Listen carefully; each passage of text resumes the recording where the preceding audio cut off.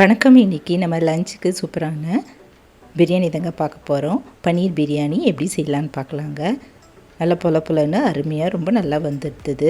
இது எப்படி செய்யலான்னு பார்க்கலாங்க. இதை நம்ம லஞ்ச் பாக்ஸுக்கு கொடுத்து அனுப்பலாம். லஞ்சுக்கும் நம்ம இதை சூடாக வச்சு செய்து கொடுத்தா எல்லாருமே விரும்பி சாப்பிடுவாங்க. இது எப்படி நான் குயிக்காகவும் ஈஸியாகவும் குக்கரில் எப்படி செய்யுதுன்னு பார்ப்போங்க. செய்து பார்த்துட்டு நீங்களும் எப்படி இருக்குன்னு சொல்லுங்கள். Welcome to cooking with Chitra அன்பு சேனல். நான் சித்ரா பேசுகிறேன். இன்றைக்கி நம்ம பன்னீர் பிரியாணி தாங்க பார்க்க போகிறோம். முதல்ல ஒரு பேக்கெட் அளவு பன்னீர் வாங்கிட்டு இந்த போல் க்யூப்ஸாக கட் பண்ணிக்கலாங்க. கட் பண்ணிவிட்டு அடுப்பில் ஒரு பேன் வச்சுட்டு அதில் 2 ஸ்பூன் அளவு ஆயில் ஊற்றிட்டு கட் பண்ண இந்த பன்னீர் க்யூப்ஸை போட்டு ஒரு 2 நிமிஷம் வறுத்துக்கலாம்.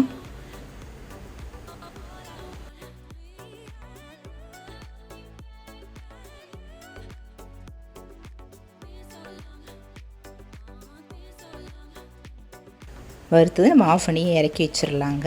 இதில் கொஞ்சம் மசாலா மிக்ஸ் பண்ணிக்கலாம். ஒரு 1.5 டீஸ்பூன் அளவு இஞ்சி பூண்டு விழுது சேர்த்துடலாங்க. கூடவே ஒரு 1/4 டீஸ்பூன் அளவு கரம் மசாலா, தனி மிளகாய் தூள் 1 டீஸ்பூன் அளவு சேர்த்துக்கலாம். உப்பு ஒரு 1/2 டீஸ்பூன் அளவு சேர்த்துட்டு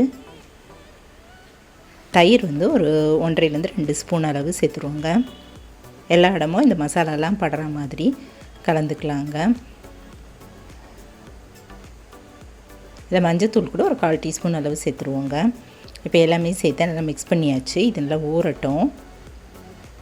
இப்போ பிரியாணிக்கு நம்ம 1 கப் அளவு பிரியாணி ரைஸு, பாஸ்மதி ரைஸு ஒரு பாத்திரத்துலையோ இல்லை கப்பில் போட்டுட்டு தண்ணி ஊற்றி நல்லா கழுவிக்கலாங்க.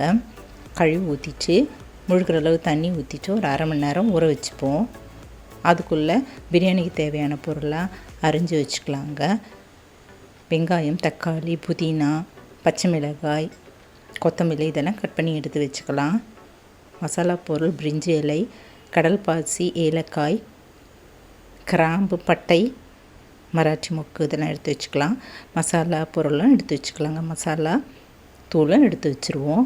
இப்போ அடுப்பில் ஒரு குக்கர் வச்சுட்டு அதில் ஒரு 4 ஸ்பூன் அளவு நார்மல் ஆயில் ஊற்றிக்கலாங்க. இல்லை கடலெண்ணெய் ஊற்றிப்போம். இதில் ஒரு 1.5லேருந்து 2 ஸ்பூன் அளவு நெய் சேர்த்துக்கலாங்க.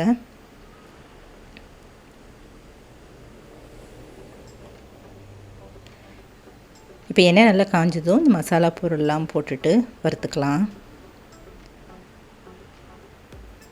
இப்போ இதுவும் நல்லா வறுபட்டுருச்சுங்க. இந்த டயத்தில் கட் பண்ண வெங்காயம் போட்டு நல்லா வதக்கிக்கலாம். இந்த வெங்காயம் கலர் சேஞ்ச் ஆகிற வரைக்கும் நல்லா வதக்கிப்போம். இப்போ இதுவும் நல்லா வதங்கிடுச்சு.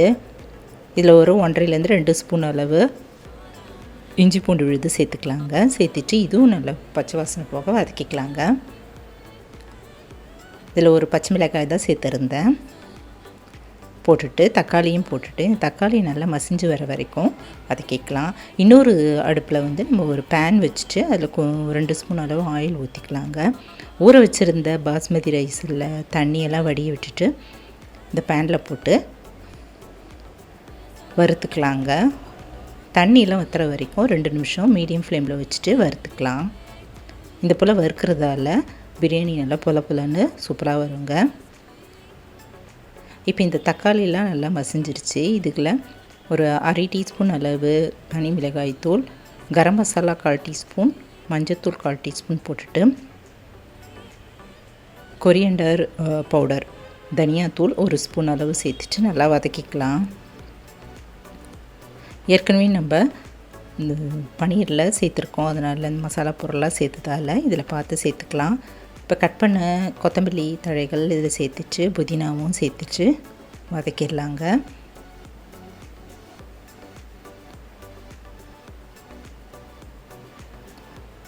இப்போ இந்த தண்ணியில் நல்லா வத்திருச்சு பாருங்கள். நல்லா வறுபட்டுருச்சு. ஸ்டவ் ஆஃப் பண்ணிவிட்டு வதங்கிட்டு இருக்க இந்த மசாலாவில் இந்த அரிசியை போட்டுருவோம். போட்டுட்டு 2 பெரட்டு இது போல் பெரட்டிடுவோங்க. கலந்துட்டு ஊற வச்சுருந்த பன்னீர் துண்டுகளை இதில் சேர்த்துருவோங்க. மசாலா போட்டு கலந்து வச்சுருந்தல அது போட்டு இதில் கலந்துட்டு இந்த அரிசியும் பன்னீர் துண்டுகளும் உடையாமல் நம்ம இது போல் கலந்துக்கலாங்க. இப்போ இந்த அரிசிக்கு தேவையான பிரியாணிக்கு தேவையான தண்ணி 1.5 டம்ளர் அளவு ஊற்றிப்போம். 1 டம்ளர் அரிசி எடுத்திருந்தேன். 1.5 டம்ளர் அளவு தண்ணி ஊற்றிட்டு 1.5 ஸ்பூன் அளவு கல்லுப்பு சேர்த்துட்டு இதுவும் அதை போல் கலந்துட்டு மூடி வச்சிடலாம். இப்போ இதில் எலுமிச்சம்பழம் இருந்ததுன்னா அது கூட நம்ம ஒரு அரை டீஸ்பூன் அளவு மேலே அப்படியே புழிஞ்சு ஊற்றிடுவாங்க. இதுவும் நல்லாயிருக்கும். இப்போ இப்படி கலந்துட்டு மூடி வச்சிடலாம்.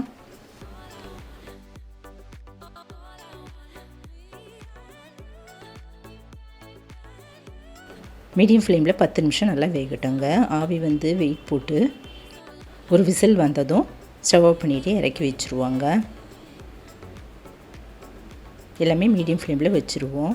இப்போ நான் இறக்கி வச்சுட்டேன். வெயிட்டை எடுத்துகிட்டு ரிலீஸ் பண்ணிட்டா சூப்பரான பன்னீர் பிரியாணி ரெடி ஆகிடுச்சுங்க. நல்லா சுட சுட நம்ம இதை பரிமாறலாம். அருமையான இந்த பன்னீர் பிரியாணி நீங்களும் ஒரு முறை இது போல் ட்ரை பண்ணி பாருங்கள். மேலே வந்து ஒரு ஸ்பூன் அளவு நெய் ஊற்றிட்டு கொத்தமல்லி தழைகள் இருந்தால் கட் பண்ணி போடலாம். போட்டுட்டு கலந்துட்டு பிளேட்டில் வச்சு கொடுக்கலாங்க. இது அடியும் பிடிக்கல, சூப்பராக வந்துருந்தது. டக்குன்னு இதை போல் நம்ம லஞ்ச் பாக்ஸ்க்கோ லஞ்சுக்கோ நம்ம செய்து கொடுக்கலாங்க. ஆஃபீஸ்லேயும் நம்ம எடுத்துகிட்டு போகலாம். அருமையான இந்த பன்னீர் பிரியாணி நீங்களும் ஒரு முறை ஈஸியாகவும் குயிக்காகவும் குக்கரில் ப்ரெஷர் குக்கரில் இது போல் செய்து பாருங்கள். இதுக்கு சைட் டிஷ்ஷாக நம்ம ஆனியன் ரைத்தா, வெங்காய தயிர் பச்சடி வச்சு கொடுக்கலாங்க. நல்லா பொலன்னு ஒட்டாமல் சூப்பராக பன்னீர் பிரியாணி இந்த போல் ஒரு முறை ட்ரை பண்ணி பார்த்துட்டு எப்படி இருக்குன்னு சொல்லுங்கள்.